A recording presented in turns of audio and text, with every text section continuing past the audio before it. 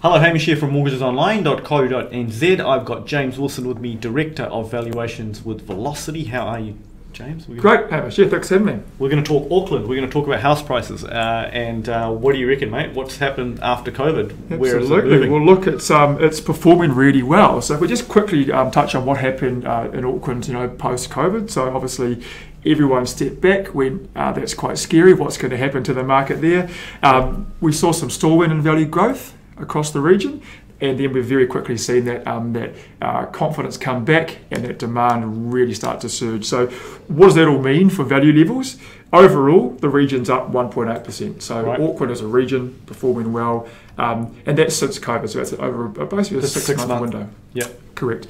If we dive one layer deeper and break Auckland down into the ex-Auckland councils and see how that's performing, we begin to see a wee bit of sub-market variation, but still overall a really good news story. So the best performer is the ex-Auckland TAs, so that's up 2.4%. So ex-Auckland, that's kind of central? Yep, that Corbett Auckland Central, right?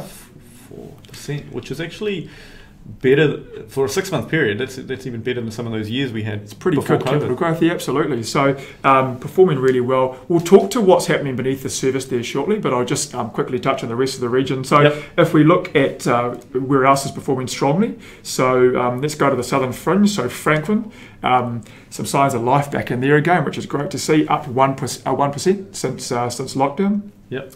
Papakura, 1.7%. What was Franklin? 1% flat, so 1%. Yep, cool. Papakura, 1.7%. So again, some really good growth, given that's a 6-month window. If we look into moving up, one step closer, Manukau, up 0.7%. So not quite as good, but still positive growth. 0.7%. Oh, sorry, okay. Just a touch above zero. Yep. If we keep moving to the west, so Waitakere up 1.3%, strong performance.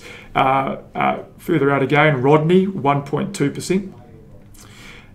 What have I got to go there? I've got to go the North Shore. So the only area that is showing softening still is the North Shore, down 0.8%. So you're not talking anything major there in terms of value level, but just still soft. And that's potentially for a raft of reasons. But the biggest driver across there of the value point at the moment is we're still not seeing high activity in the upper price bracket. So it typically would have been your movers who are transacting the next family home. They're still very cautious, so they haven't re-entered in huge volume. They there are still properties selling well on the North Shore, correct? Yeah. Still selling well. Well, the Harbour Bridge is probably also not helping. Well, look, I mean, absolutely too soon to see that in values yet, but economically, it's going to have an impact, right? So all of those variables will be at play.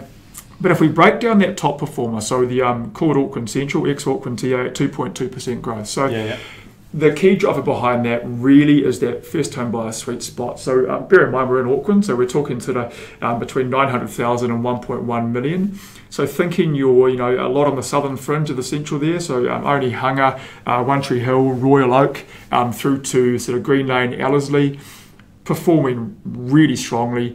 Not enough stock coming to market. What does come to market is selling relatively quickly and selling relatively well. So that's really propping up values across that part of Auckland.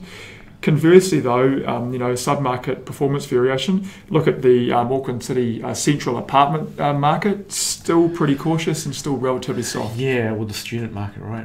Yeah, so a lot of investors taking very much a wait-and-see approach there. Yep. We're not seeing stock being dumped at a loss just yet across the board, but we're very much seeing that cautious mindset. I'll just sit back, I'll see what happens. I can ride out some vacancy for now, but longer term, wait and see. Mm-hmm. All right, well, so overall then, it's surprising, really, after COVID. Look, it is. I mean, we all sat back and went, what's going to happen? What's it mean for Auckland?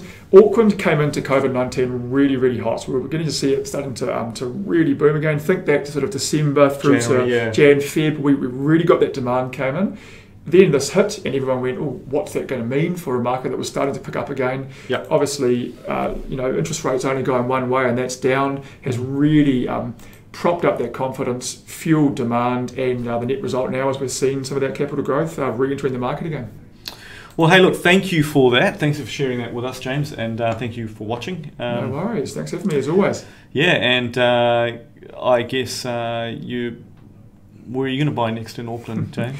In Auckland, look, for me, I like the Southern Fringe. I really Yeah. like what I'm seeing in sort of... As an investment? As an investment. I mean, it's an Yeah. area picked as a really big boom part of the city, right? Look at the Drury area on the longer term district plan. It's pegged as being, the next big city almost. Yeah. So I like what that could bring for it longer term for rental yield for now, but longer term investment too. Cool. Hey, thanks for that. No worries at all.